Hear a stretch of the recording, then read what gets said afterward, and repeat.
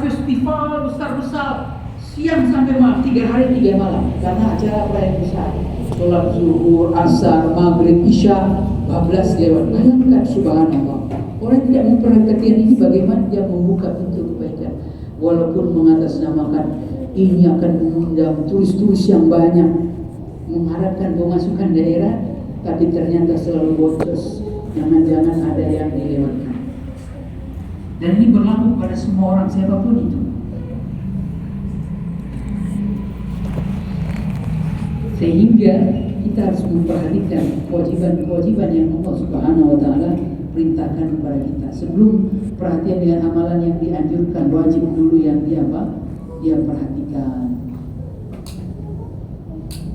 Mendekati puasa, amalan-amalan tentang hati, tentang hasad, tentang niki dia perhatikan. Jangan sampai banyak yang dipotong pahalanya gara-gara batin tidak diperbaiki, tapi hanya sekedar tidak makan, tidak minum, dan lain sebagainya, dan begitu seterusnya.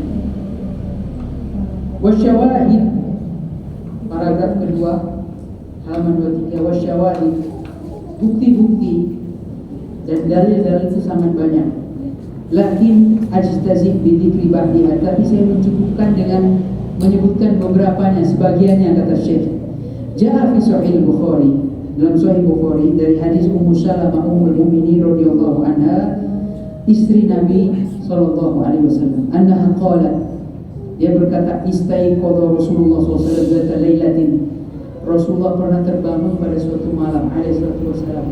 Di rumahnya siapa? Istrinya ini, karena istrinya yang tahu. Faqala la ilaha illallah, kemudian Nabi membaca doa la ilaha illallah. Wa fi riwayatin subhanallah ma anzalallahu hadhihi laila minal fitan, maha suci Allah, apa yang Allah turunkan pada malam hari dari ujian bencana. Jadi ada malam-malam itu Allah menurunkan rahmat, dan ada malam-malam itu Allah menurunkan bencana. Ma dafatallahu hadhihi laila min khazain, kemudian apa yang pada malam ini dibukakan oleh Allah Subhanahu wa Ta'ala dari pintu-pintu gudang. Gudang-gudang apa ini? Rizki, rahmat. Jadi ada dua macam. Lahir ayyul qaril karim, perhatikanlah wahai pembaca yang budiman. Fitanun nazalat, fitnah-fitnah, ujian-ujian bencana turun. Wa ababu khazain khairin futihat, dan gudang-gudang kebaikan itu juga dibuka. Alhamdulillah, jadi Allah Maha Adil. Fa ila madza arsyada alaihi salatu wassalam, kemudian setelah fitnah ini turun, gudang keberkahan juga turun. Khazain yang dibuka, gudang-gudang rezeki itu dibuka, pintu kebaikan dibuka. Apa yang Rasulullah SAW nasihatkan ketika beliau bangun tersebut? Maka beliau mengatakan, man yuqidu sawahibil hujurati yusallina, tolong bangunkan para pemilik kamar ini, maksudnya istri-istri, para wanita, untuk sholat. Sholat apa ini? Sholat wajib. Jadi para istri Nabi, kemudian Nabi SAW membangunkan untuk melaksanakan sholat wajib. Jadi setelah turun ayat ini, yang diperhatikan apa? Perkara-perkara kewajiban dilakukan.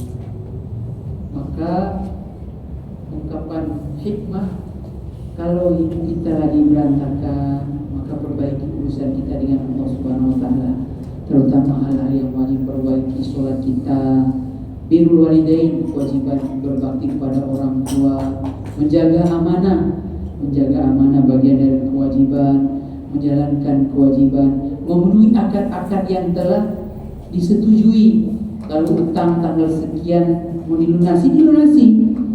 Jangan menggunakan ilmu menghilangkan diri dan lain sebagainya. Barakallahu fikum. Sehingga kewajiban-kewajibannya harus ditunaikan supaya apa?